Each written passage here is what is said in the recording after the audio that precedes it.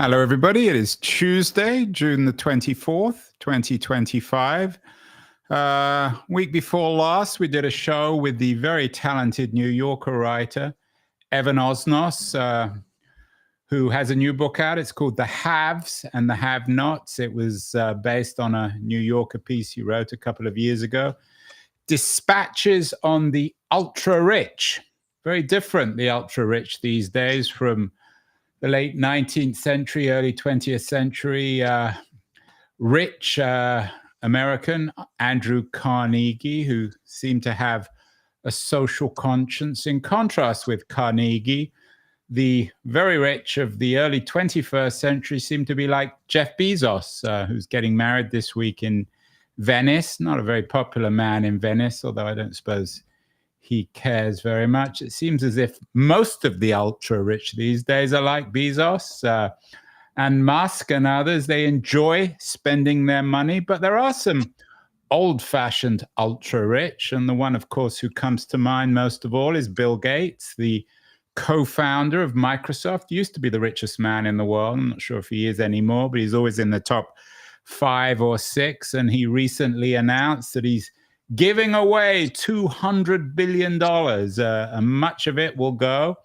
he says, to Africa, places like Mali, Niger, Burkina Faso. So it would seem as if, and I wasn't going to say Andrew Carnegie, Bill Gates, the second coming of Andrew Carnegie, should be the model for the ultra rich these days, certainly in contrast with the have-yots who are spending their money on huge boats. But my guest today, Armin Rosen, the staff writer on Tablet magazine, might disagree. He has the cover story of this month's Tablet in physical form. It's an online magazine that's going physical, called Unnatural Immunity. What exactly is Bill Gates doing in Africa?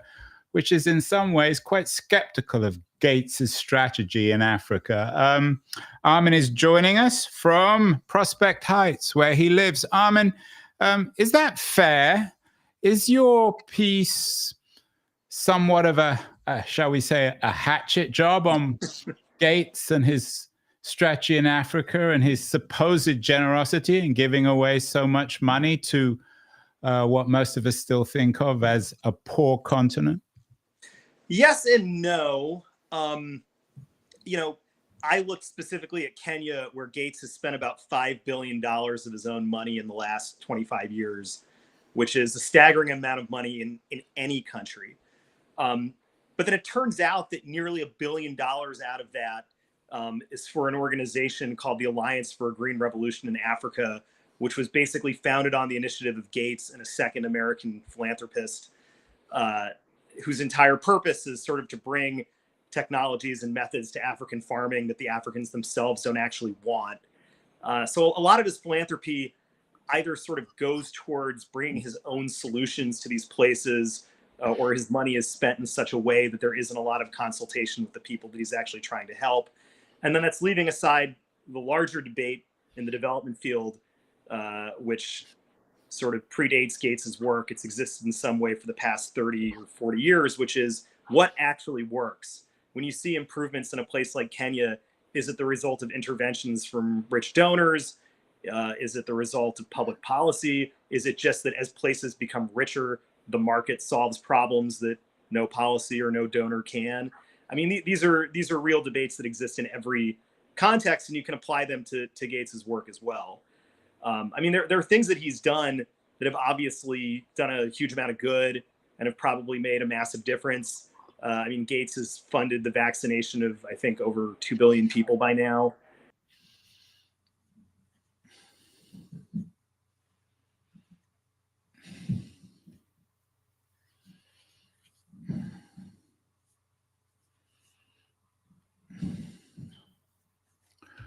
Hello? Yeah, go on. Armin, can you hear me? Yeah, I can hear you. Can you hear me? Yeah, sorry, the connection got lost for a second there. This is so fucking annoying.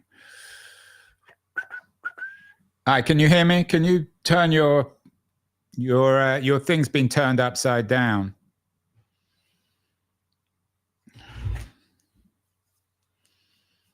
Can you?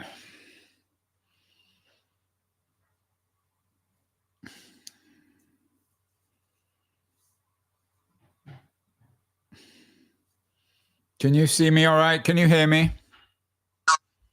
Yeah, I can see you. I think it automatically muted me for a second there. Yeah, and your right, camera's been turned upside down. Oh, it has? On mine, it's Yeah, right I mean, side you're up, looking. but... Yeah, it's you're sideways. I don't know what the camera's done. Weird. Let me try turning it off and on again. Yeah, why don't you leave and come back? Might make this most sense. Okay, hold on. Wait. Yeah, that's it. That's it. All right, great, cool. I just have to tap. Okay, well, I'll do some editing. I'll come in with another question now. Okay. Great. Sorry about that. Yeah. So yes, I mean, I take your point. Of course, no generous, wealthy man like Gates, all the money he uses isn't always done, or isn't always invested in the most sensible way. But shouldn't we at least commend the Gates model versus the Zuckerberg or the Bezos model? I mean, it's sort of, I don't really think of it as the Gates model versus sort of those other people that you mentioned who are also kind of hyper wealthy. I think of it in terms of the billionaires who have positioned themselves as kind of thought leaders on a global scale, and the ones that don't really seem to have any kind of underlying program that they're advancing other than building up their own wealth. And part of what's interesting about Gates is also what kind of opens him up to scrutiny. He's very similar to somebody like a Peter Thiel, where, Thiel has an ideology. He has written books where he explains what his worldview is, and what his kind of ideal solutions for the human race are. Gates is one of the very few billionaires other than Thiel who's also kind of done that. Gates has authored 3 or 4 books where he kind of lays out his theories of human progress and development. The Gates Foundation has a certain theory of human progress that's very kind of data and metrics driven. You can assess it, whether it's successful kind of on its own terms. You can compare it to what other governments or other philanthropists do. But what's I think kind of very different about Gates is that he actually has kind of laid out his theory of progress and the human race in general to a much kind of deeper degree than nearly any other billionaire these days, except for, Peter Thiel and maybe a couple of other odd examples. Yeah, but again, shouldn't we commend him on that? I mean, Gates is Gates. We know what he thinks. He thinks in data-driven terms. He's a classic utilitarian. He thinks his money can go towards improving the nature of the world. We're going to get into his Africa policy and specifically in terms of Kenya in a few minutes. But why the critique? Why the, I wouldn't say the contempt, but the cynicism, I thought, in this unnatural immunity? There was no credit at all given to Gates, and shouldn't we be commending him? Well, first you have to sort of demonstrate that what he's done has actually worked. We'll hopefully get into this, but there are areas of the Gates Foundation's record that suggest that they don't actually make as much of a difference as they claim to. You have to look at what the Gates Foundation, the costs involved of a Gates intervention versus an intervention from somewhere else, either from a government or from US policy or from the market. And thirdly, Gates is one of the most powerful people on earth, and whether what he's done is commendable or not, it's always worth kind of drilling down into what the worldview and theory of progress might be among people who have, astonishing amounts of money. The Gates Foundation spends something like $140 million a year just on travel expenses. Like, their personnel costs are, at close to $1 billion. They have the same scale as a government agency. Nothing of that scope, should be beyond scrutiny.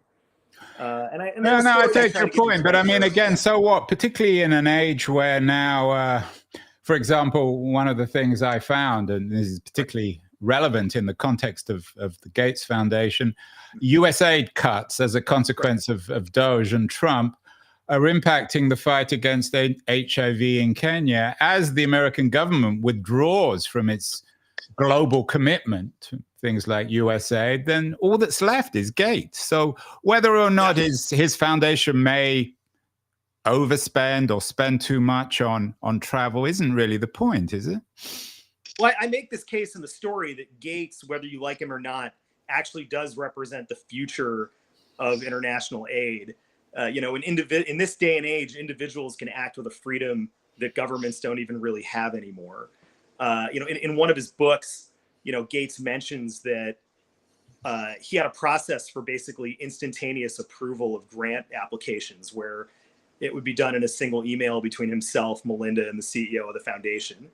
That's an efficiency that no government kind of has. But again, I mean, it's not Bill Gates's fault that the US has unilaterally withdrawn in most part from any kind of international aid under the Trump administration. And the fact that he works so efficiently, perhaps in his mind, perhaps a little arbitrarily in your mind, should be commended. I mean, without Gates, there's nothing. I wouldn't say that without Gates, there's nothing, but certainly in terms of something that has like an American branding on it, with USAID gone, it's basically him. It's him and a handful of other philanthropies that operate at maybe slightly less of a scale. And again, if he's going to be the face of sort of American attempts to improve the world, it's worth kind of drilling down into what he's actually doing. Some of which is commendable, and some of which real questions could be raised of how much good it actually does. Yeah, but in my reading, Armin, of this piece, there wasn't. Maybe I read it rather too fast or superficially, but I didn't get much sense in your tablet piece on unnatural immunity on you commending Gates in any way. Perhaps you could correct the record. I mean, what's he doing right in Africa before we get to what's he doing wrong? Certainly his support for vaccination programs. Although, as I get to in the article, there are aspects of that record that, again, are somewhat troubling here and there. Gavi, I think, has been, I say right in the article that I don't think any government could have come up with the idea for Gavi. That's something. And explain what Gavi is, please, because not everyone's going to know that. That is a program where the Gates Foundation basically funds, mass purchases vaccines from pharmaceutical companies to be distributed in developing countries. And what that does is it creates an incentive, right? I mean, the diseases that kill people in the developing world usually affect the poor. Pharmaceutical companies don't make money selling to poor people. You need to have basically some other force for it to make economic sense for a drug company to, create vaccines in the developing world.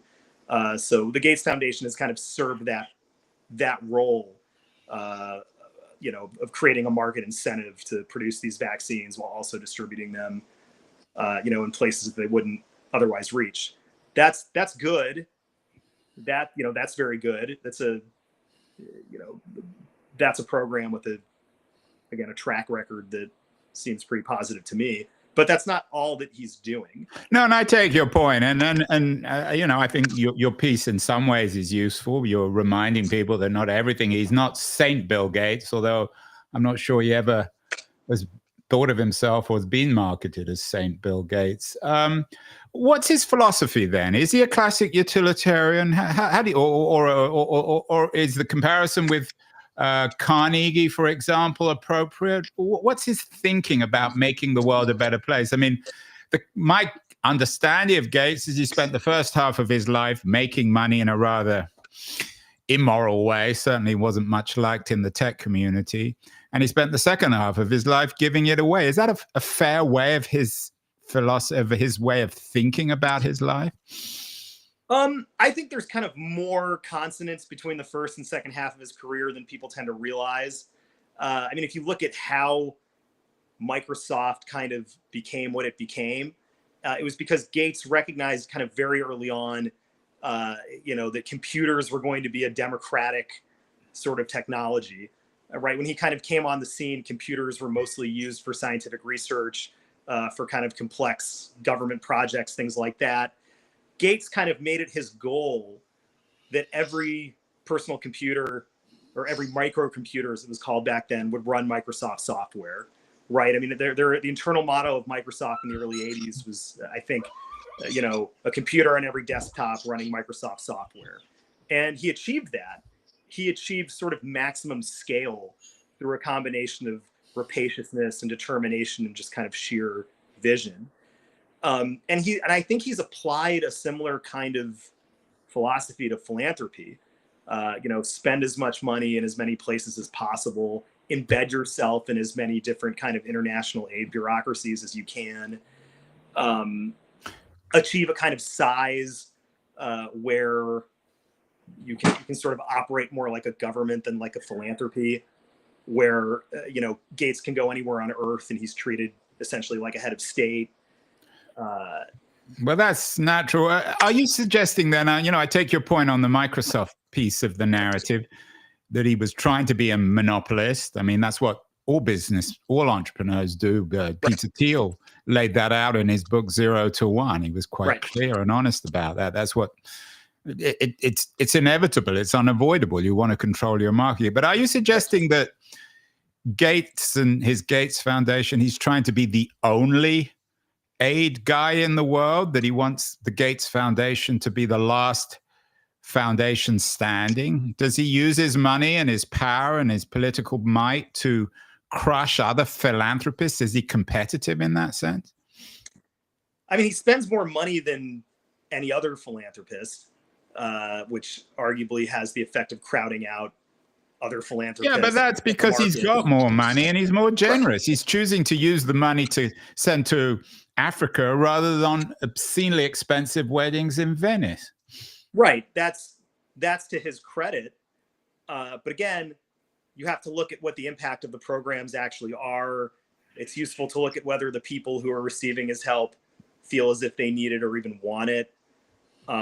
And there are also, there's the larger issue that hovers above all of this, which is, who is Bill Gates to decide what is good?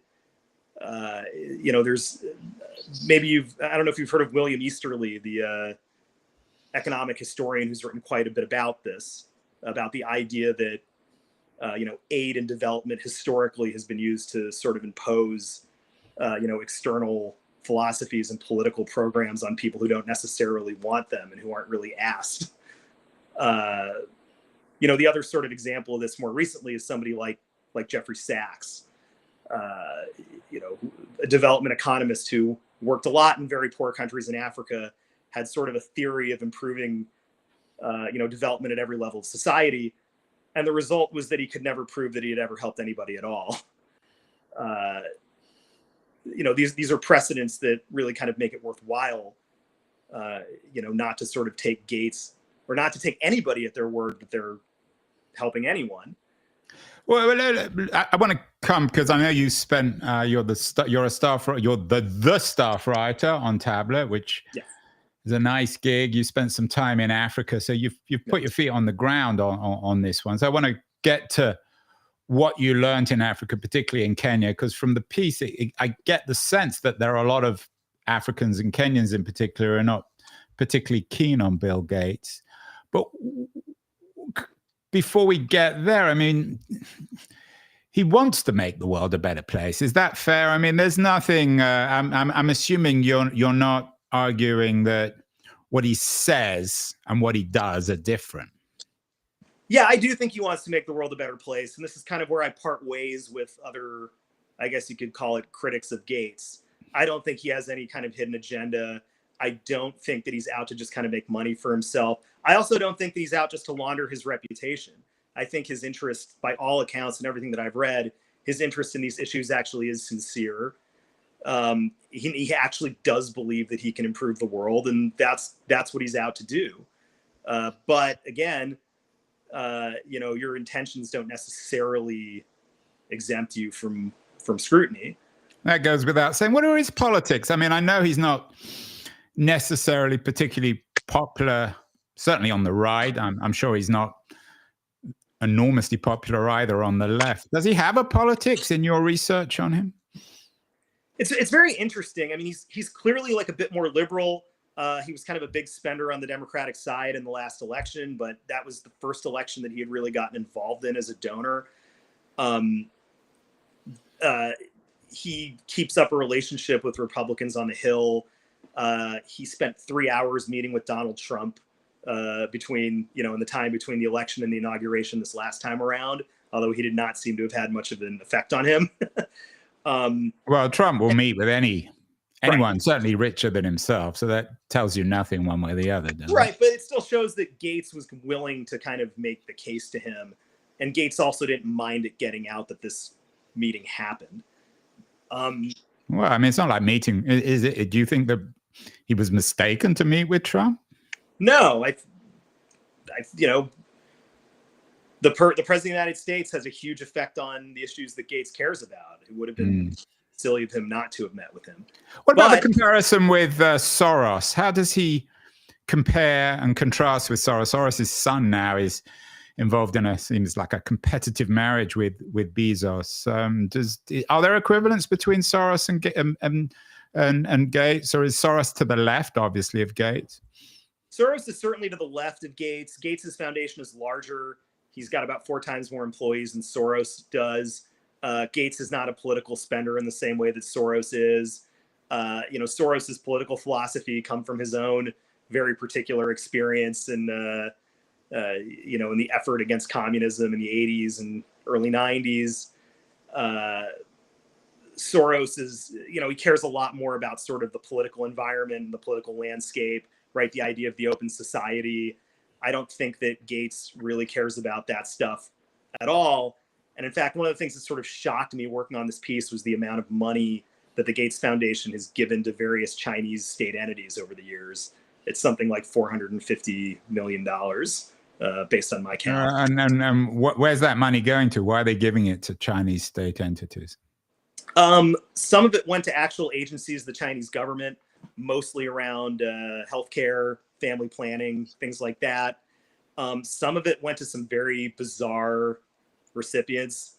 For example, the Chinese state-owned producer of railway rolling stock got some number of millions of dollars from the Gates Foundation to fabricate some kind of environmentally friendly something or other. I don't exactly remember it. It's a long list. The Gates Foundation and one Chinese municipality sort of co-launched a scientific research institution together. But given that the Chinese are pioneering so much good on the environmental front when it comes to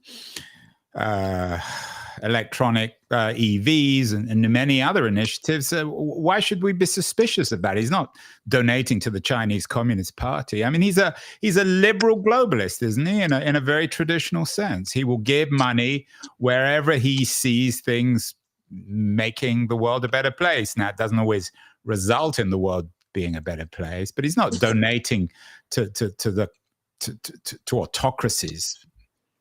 Well, he is literally donating to autocracies. I mean, he's given millions to the Rwandan government. He was a huge fan of Meles Zenawi, the Ethiopian strongman, and continued to give money to various Ethiopian government, arms of the Ethiopian government over the years. He gave something like $100 million to the Islamic Development Bank, which I believe is a Saudi concern. There are numerous examples that I mentioned in the story of autocratic governments getting money from Gates in some way or another. And by the way, Kenya is kind of an example of this. Right. Kenya's you went to Kenya. I know that the Kenyan president, Ruto, is not the most popular fellow, perhaps in Kenya, and certainly internationally, he's not getting a great press. How much time did you spend there? Is most of your legwork for this piece is based on your time in Kenya? Is that fair? Yeah. Yes, a lot of it was. I was there for, I think, about 2 weeks, maybe a little bit shorter than that. But I'd been to Kenya before. It's a country I know not super well, but it's a place that I've traveled to multiple times for work. Yeah, and you begin the piece with the reference, and I'm quoting you, the world of the 21st century is mystifyingly complex, but we at least have obscure bureaucratic documents like Kenya's Gazette Supplement 181 of 2024 to help us peer into the machinery through which the planet often works. So what does this tell us about Gates and Kenya, and why should we be suspicious of this mystifying complexity? So this the document that you referred to, I believe it was published last October, and it announced that the Gates Foundation had gotten full diplomatic immunity from the Kenyan government, and actually had gotten that immunity, it turned out, over a year before the announcement. So the question on everybody's mind was, what were they getting the immunity for? Right? It was relatively unusual in Kenya for any non-governmental organization to get that kind of legal protection, to basically be placed above the law. And the leading sort of Kenyan legal association, the Law Society of Kenya, which has sort of this almost quasi-official role as like a reviewer of the constitutionality of, Kenyan government actions. The Law Society of Kenya actually sued the government over this, claiming that the government had not fulfilled its constitutional obligations in reviewing or even explaining what they had done here. And it's a case that actually ended with the Gates Foundation and the government dissolving their prior agreement rather than having to reveal what that agreement fully was. Very kind of strange case. It caught a lot of attention in Kenya, where Gates was not a particularly popular guy. Yeah, and let me quote you on that. You quote someone called Azori. At the moment, Bill Gates is not a very popular person in Kenya. And the reason for his bad name is the trust deficit with the government. Kenyans see Ruto, the president, and Gates as synonymous. Is that fair? Is that exactly? Have they become synonymous? Is Gates in Ruto's pocket, or vice versa? I mean, it might be going like a little bit far to say that one is in the other's pocket. I don't think that Gates has bought William Ruto, but the perception among Kenyans is that they're very, very close. I mean, Gates was one of the first people who visited Ruto after his election. Right, there was a big sort of official visit at State House in Nairobi. Ruto has kind of associated himself with a number of Gates-friendly policies. Gates never really made any attempt to distance himself from Ruto. And certainly the announcement, I think what really took a lot of people by surprise about the immunity announcement is that it came after a summer of these huge protests against Ruto's government, in which something like 70 or 80 protesters were killed. Right, there was already kind of a lot of attention paid to kind of clean governance issues in Kenya. Right, Ruto had become unpopular because of an attempt to basically modernize the economy through introducing a bunch of new taxes.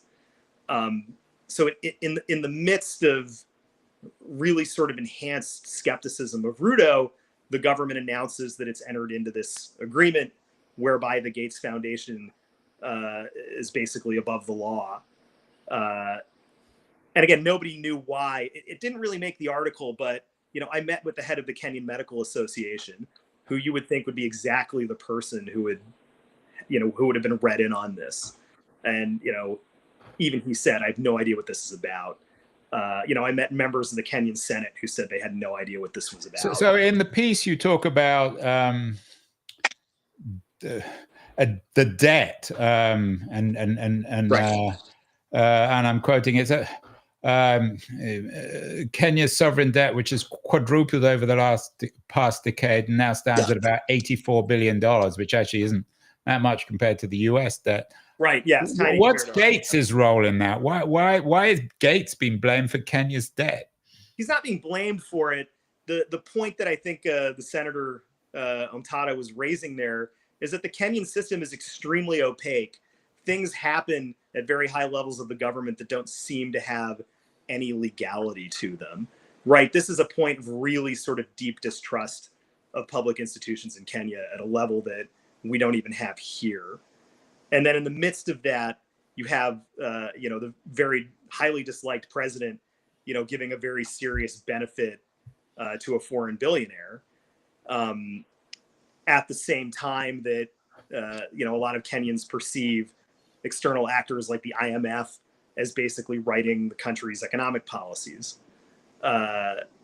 Again, whether any of this is fair, it's a perception that's very widely held, including among, across the political and ideological spectrum, from sort of the bottom all the way up to the elite. There's a sense that the country is kind of, that the country's sovereignty is kind of eroded over time.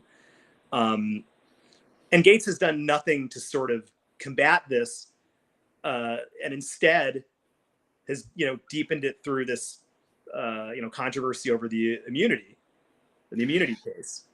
You quote Gates. He says, "Innovation is my hammer." From that point of view, he wants to get stuff done. Right. His philanthropy has been, as you even note earlier, in some ways has been quite successful. What should he do? I mean, he comes to a place like Kenya, run by an authoritarian leader like President William Ruto. Clearly, the role of law, the rule of law is at best marginal. So what should Gates do with his money? If innovation is his hammer, if he wants to make the world a better place, what should he have done in Kenya? I mean, this is the big question that's been debated in the field of development economics for the last, again, like 30 or 40 years. Like what actually works? There's a lot of evidence out there to suggest that public health oriented interventions work well in terms of improving a society's sort of outcomes. But there is not a lot of evidence to suggest that, spending in the field of, agriculture actually improves outcomes. There's a debate over the degree to which outside interventions are responsible for a society improving versus just, an increase in sort of economic activity, right? As a society becomes richer, public health indicators tend to improve. These things are debated and studied pretty frequently in development economics, and people come out with very different views as to what kind of does and doesn't work. Well, what's your conclusion? You end your piece suggesting that there are dangers of the Gates model of altruism. I'm quoting you here. Yep. Gates' recent adventure in Kenya chart how unconstrained attempts at altruism can morph into something farcical or even dark. I mean, that's a very, very critical position, Armin. What should have happened? I mean, are you suggesting that all this was a waste of money? Worse than a waste of money, actually counterproductive? I mean, some of it actually was probably a waste of money. Like the near $1 billion that Gates spent, on the Alliance for a Green Revolution in Africa does not seem to have really done all that much good for anybody. It's a kind of a long section of the piece. It'd be kind of a lot to explain now, but basically AGRA's entire sort of purpose and goal was to introduce, genetically modified organisms and very input intensive agriculture into places that had neither of these things, which amounted to changing the social and economic system of these countries in a fairly top-down way and on a very broad scale, right? AGRA kind of operated by getting consultants into national governments in Africa, where they could then formulate a very kind of Gates-friendly policy, with the result that even AGRA itself never could come to a determination that any of their policies actually improved much of anything. So Armin, what do you want to get out of this piece? It's the cover of Tablet. A lot of people are going to read it. Right. You put a lot of work into it. It's very well written and very well researched. What conclusions do you want people to take from this? That Gates is a bit of, if not a crook, certainly a bit naive or misled. No, the real question at the heart of this piece is kind of goes beyond Gates, which is what actually is good? What is progress? What is improvement of the human race? How do we measure it? How do we even know if things were getting better? Is it something that's purely based on metrics? Is it something based on whether the people whose lives are being improved? Yeah, I mean, those are big questions. You're not gonna answer those in a 5,000-word No, piece about Bill you're Gates not. in Africa. So what did you learn from that then? What are the lessons on that from the Gates model? I'd say the lessons, and again, this is kind of borrowing from William Easterly, who I quote in the piece, and who's someone who's had a huge impact on my own thinking on a number of issues over the years.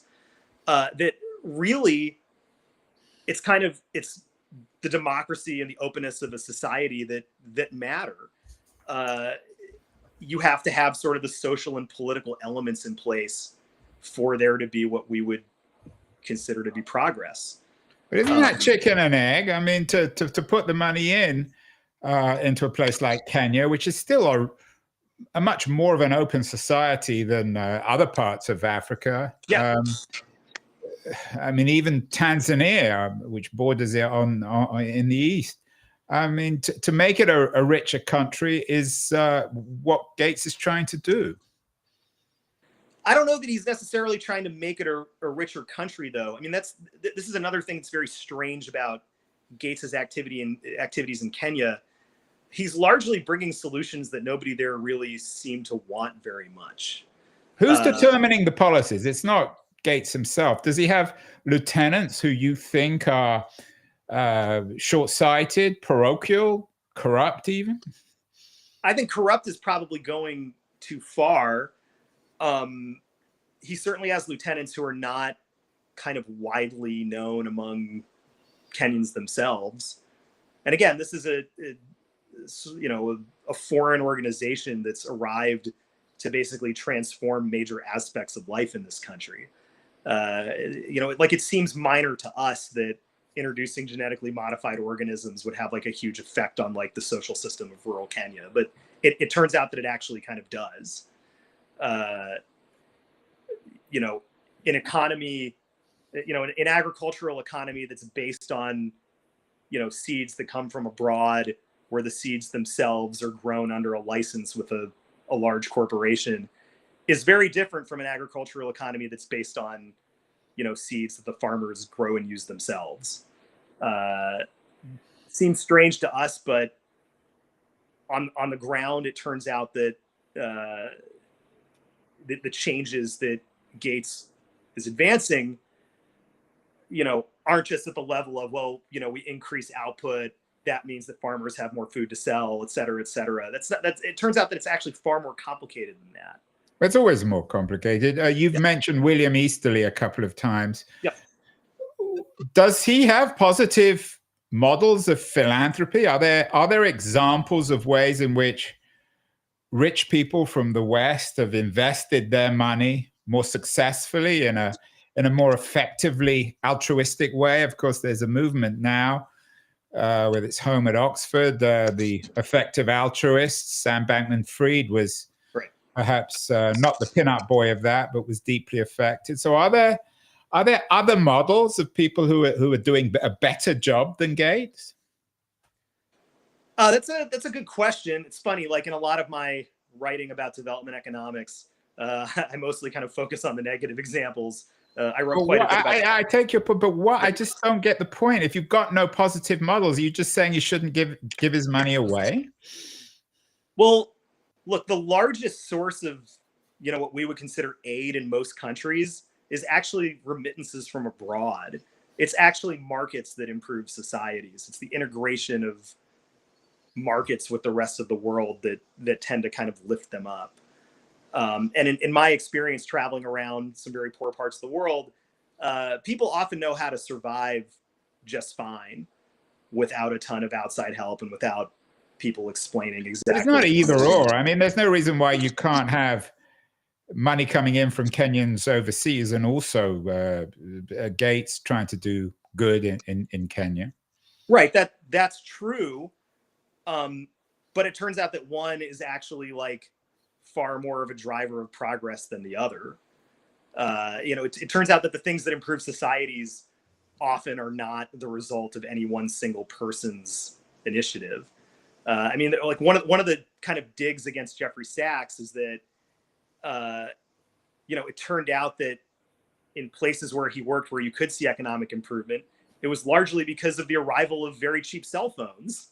The arrival of smartphones in like an obscure corner of Mali turned out to be much more important to people's well-being than whatever Jeffrey Sachs. But comparing Sachs to Gates is also apples and oranges. I mean, Sachs is a foreign aid superstar who has a lot of enemies. I've had him on the show before. I actually know him, and I understand the critique of him.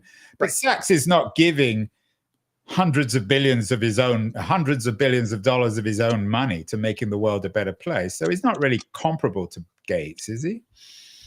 I mean, I think that they have a similar kind of, again, theory of how the world can be improved. I mean, they broke with each other fairly publicly after Nina Monk's book about Jeffrey Sachs was published. Gates wrote a very kind of favorable review of it, and him and Sachs feuded in public. But their basic approach is not terribly different. It's, you take a given area, you flood it with sort of the solutions that you have to whatever problems you assess in that area. It's just that I think Sachs thinks on a more local scale and Gates on kind of a more national, or at least even species level scale. But it's based on the idea that sort of lots of money and very kind of aggressive intervention can solve. But that's all Gates has. I mean, he's got the cash. I mean, otherwise he'd just be another guy, just another do-gooder. Right. I mean, that's true. But again, it's to get back to kind of the core question of the piece, which is what is good, what is progress? Should we trust, or should we sort of automatically assume that Gates has correctly answered those questions? I think that there's plenty of evidence to suggest that he hasn't correctly answered them in every single case. He has a theory of good that works for some things and not for others.